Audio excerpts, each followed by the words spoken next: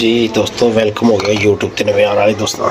लो जी अज तुहानूं ना 8-9 वाले कबूतर घुमाने का तरीका दस रहे हैं। ठीक है, वड्डी इलाची, दालचीनी, सफ़ेद मिर्च, काली मिर्च, कोरेशनी जवैन, सुंड, यह स्पैशल चीज़ है। ठीक है, तो ये पाना है तुसी भाजन एक गिलास पानी। ठीक है, 1 सैकंड दो बस। लो जी ये चीज़ां तुसी पा देनी है सारियां ते इत्थे पाना है 1 गिलास पानी। ठीक है, ते अग जला देनी है। लो जी माशाल्लाह पानी चला देना भाजन, अग चल गई है। ये एक होर स्पैशल चीज़ है तुहानूं दसने वीर जी, पता नहीं सानूं कदी किसी ने दी है कि नहीं दी।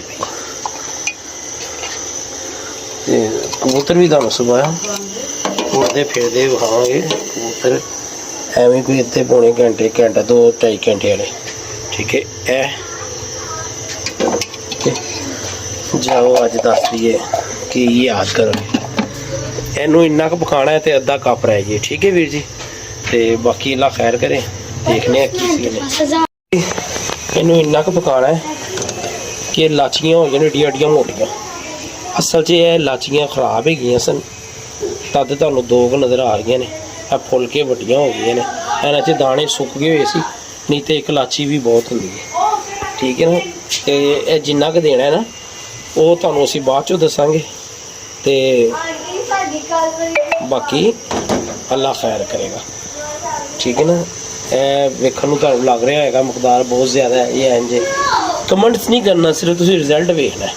ठीक है, चीज़ां मैं तुहानूं दसती हैं, बाकी अल्लाह बेहतर करेगा।